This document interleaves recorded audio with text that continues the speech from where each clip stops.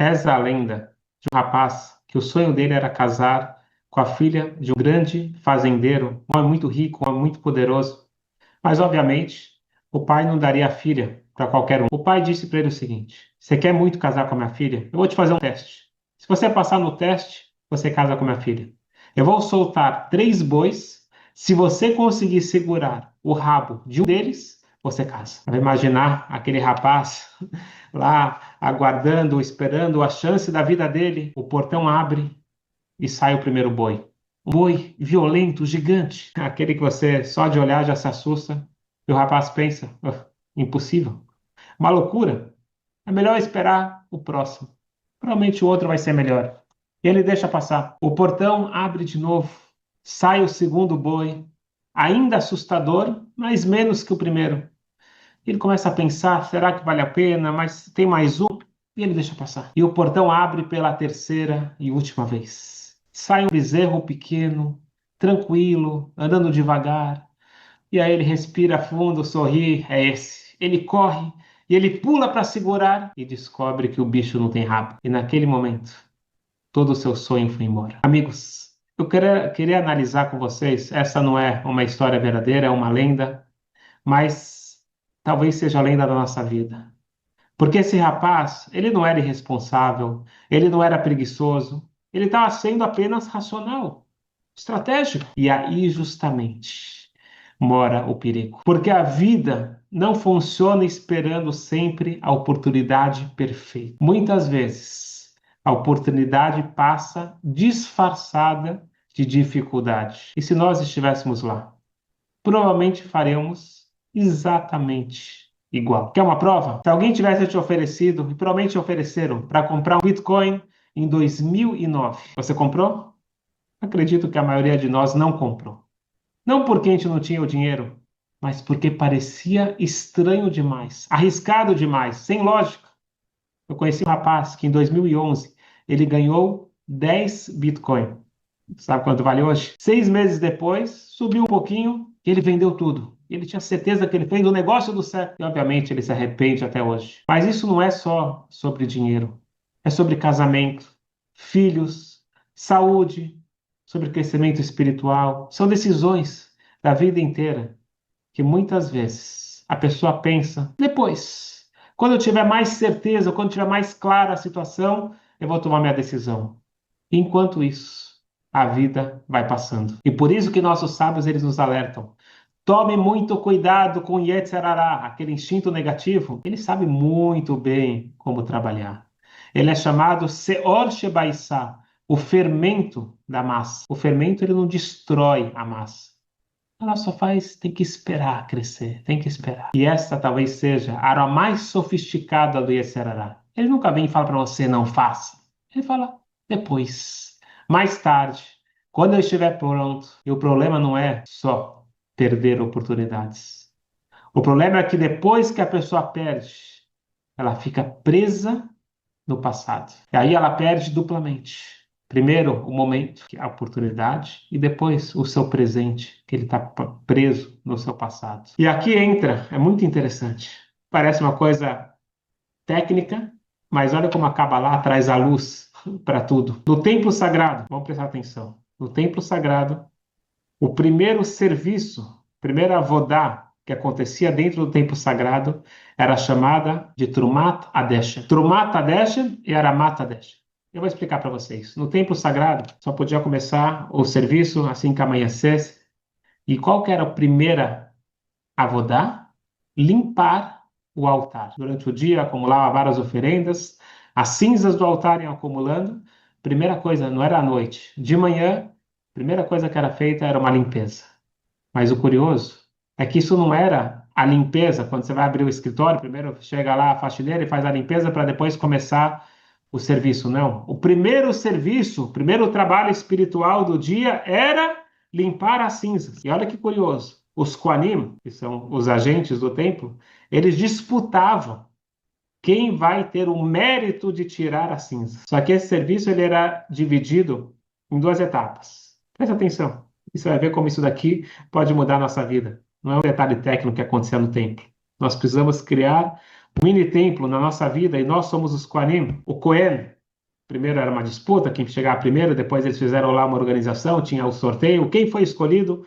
O Cohen, ele pegava uma pá de prata, ele subia na rampa do altar, ele pegava com essa pá um pouquinho de cinzas, ele descia pela rampa segurando a pá, virava para a esquerda, depois ele virava de novo para a esquerda, e lá tinha um lugar específico, um quadrado, e ele despejava um pequeno monte de cinzas naquele quadrado. E na época do primeiro templo tinha mais milagres que no segundo. Milagrosamente essas cinzas eram engolidas e isso era chamado de trumá, um presente, uma contribuição que você dava para. Em seguida, o Cohen ele trocava de roupa. Agora sim, ele colocava roupas mais simples, porque agora ele ia trabalhar com o lixo. Ele juntava o restante das cinzas e isso ele tinha que tirar para fora do templo, para fora de Jerusalém, inclusive. Já colocar no lugar onde não tinha moradias. Mas isso não acontecia todos os dias. Isso aqui é só quando acumulava uma quantidade muito grande de cinzas, especialmente na época das festas. Agora, olha que interessante. Uma coisa assim acontecia todos os dias, sem exceção, e era a primeira coisa que era feita no Beit HaMikdash. Trumat Adesh, oferecer essas cinzas de presente para Deus. E aqui vem a pergunta. Para quê? Se é para tirar cinzas, para limpar, para começar o serviço do próximo dia, eu entendo. E também por que o lixo para fora de Jerusalém pode ser de vez em quando. Agora, isso era uma mitzvah diária. Todo dia tem que colocar um pouquinho de cinzas lá do lado. Você desce, esquerda, lá você vai colocar naquele quadrado a cinza como presente para Hashem. E é dito que quem fazia isso, por que tinha disputa entre os Kohanim? Porque era um mérito muito grande e também várias recompensas eram atribuídas a essa prática. Que mitzvah é essa? Aqui está uma das ideias mais profundas e transformadoras da nossa vida se nós prestarmos atenção. Como que a Torá chama cinzas? Deshen. Deshen, como eu disse, pode ser cinzas, aquilo que acabou, mas também Deshen vem de abundância, de satisfação, uma expressão de crescimento. Como que a mesma palavra pode significar destruição e expansão? A Torá está nos ensinando algo gigantesco. O que você faz com as cinzas determina a sua vida. O que são as cinzas?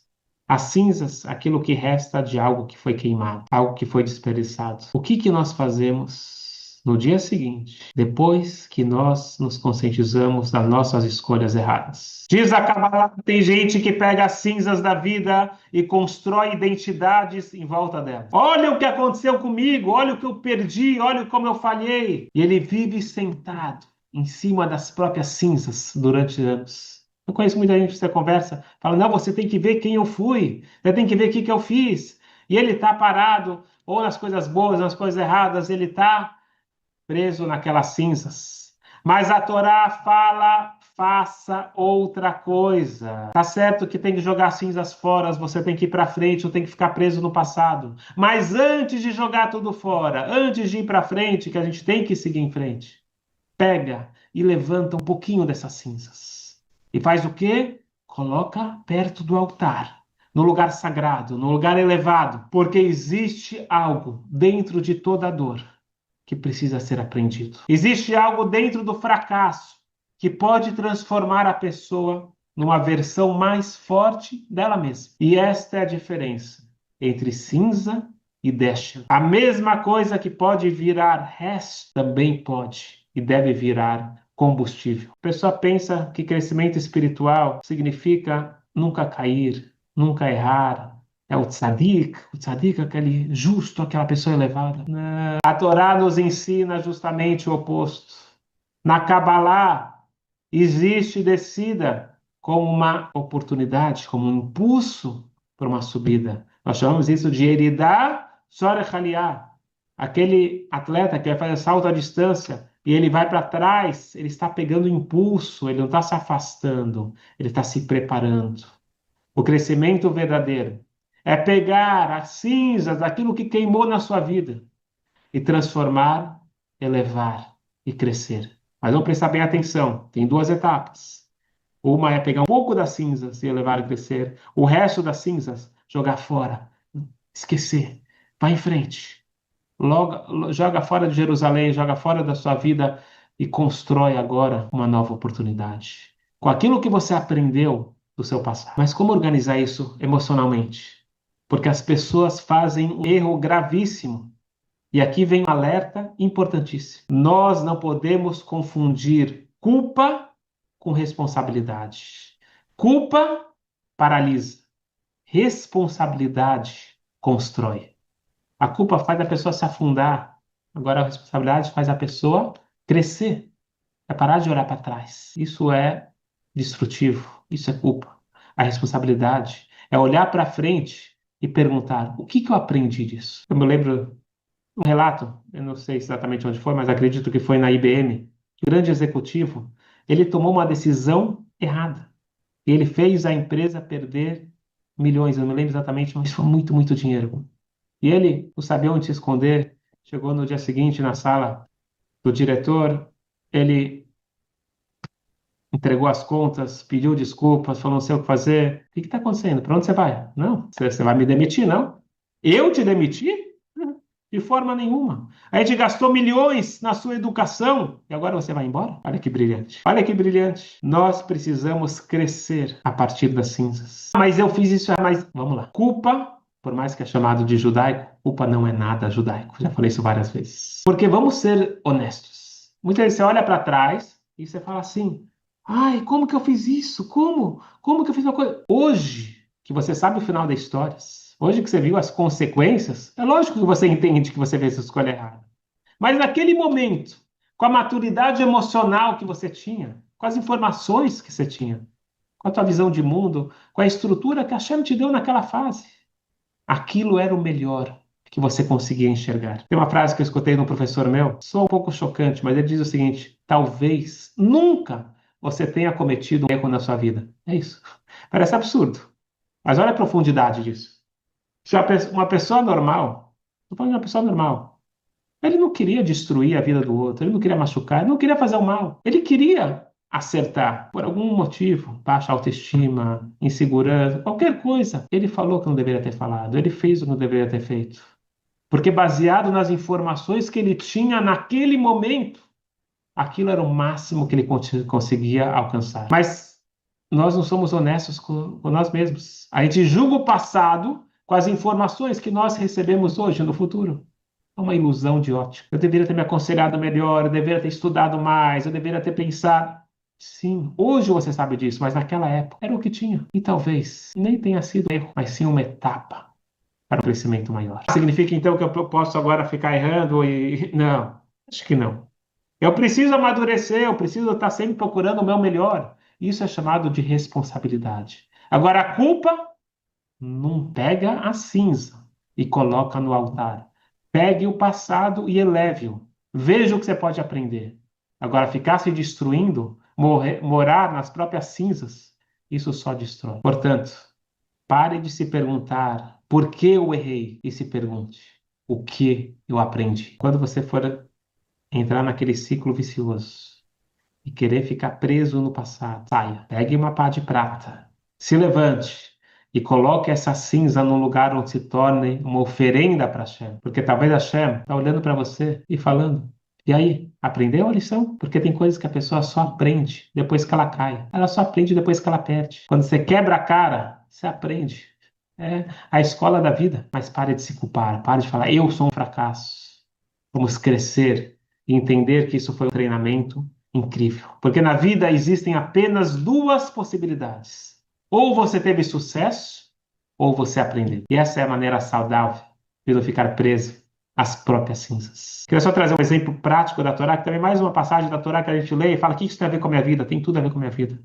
Na época do templo, hoje não mais, na época do templo, se um ladrão não tinha como pagar o prejuízo que ele causou, ele era vendido como escravo para pagar com o seu trabalho. Só que tem regras. Primeira coisa, você tem que tratar ele muito bem, ele era muito melhor tratado do que os funcionários hoje em dia. E ele só poderia trabalhar no máximo 6 anos. Depois disso, ele saía livre. Diz a Torá, se o escravo chega para o seu homem e fala: eu gostei de ficar aqui, eu não quero mais sair, eu quero ficar aqui. Você tinha que levar, o amo levava ele para o umbral da porta e furava a orelha dele. E nossos sábios, eles explicam qual que é a lógica por isso. Fure a orelha que ouviu no Sinai, não roubarás. E foi lá e roubou. A orelha que ouviu no Sinai, vocês não são servos de ninguém, vocês são os meus servos. e foi lá e roubou, e foi lá e se colocou nessa posição de servir um outro ser humano, que essa orelha seja furada. E os mefarshim, os comentaristas da Torá, eles fazem uma pergunta óbvia. Calma aí. Ele não roubou hoje, faz 6 anos. Por que você está furando? Só agora. E por que também furar a orelha? O que tem de tão grave? A gente conhece histórias de prisioneiros que querem continuar na prisão porque tá cômodo, não conhece outra coisa. Diz a Torá: errar é humano, mas quando a porta da liberdade se abre e a pessoa continua, escolhe continuar presa, isso já é outra coisa. O problema é se acostumar com a prisão, sim, é perder a vontade de sair.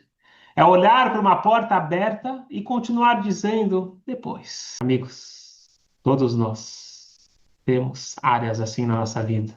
Coisas que nós sabemos internamente que nós precisamos mudar, precisamos evoluir, conversas que precisamos ter, decisões que precisamos tomar. São passos necessários, mas que nós continuamos empurrando. E principalmente quando se trata de relações, nós precisamos lembrar uma frase máxima: o contrário do amor não é ódio, é indiferença. E o mais assustador é que depois de um tempo, a pessoa nem percebe mais que ela está presa.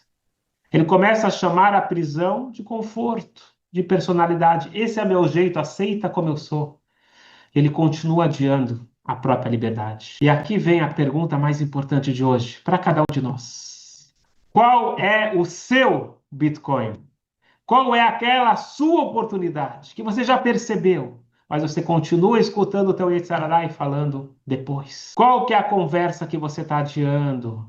A decisão que você não tem coragem de tomar. O problema não é que as oportunidades são raras. O problema é que a gente vive como se elas fossem eternas, como se viesse outro momento, outro boi, outra chance, mas não vem. Tem portas que abrem uma vez.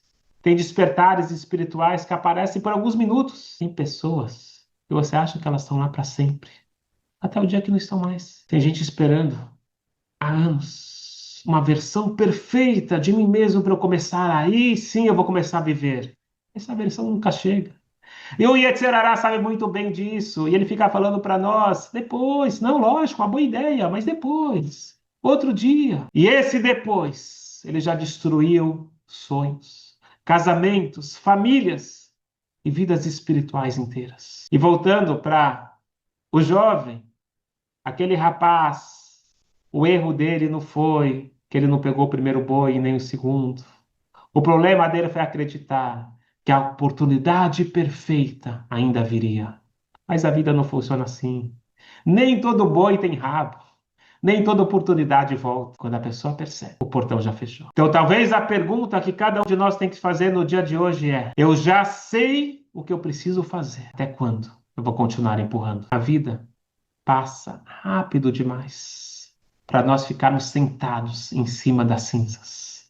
Rápido demais para perder oportunidades esperando o momento perfeito. Amigos, está chegando o Shavuot. Vamos tomar boas decisões. Não deixe o boi passar. Transforme as cinzas em crescimento. E aproveite cada momento ao máximo. Boa sorte para todos nós.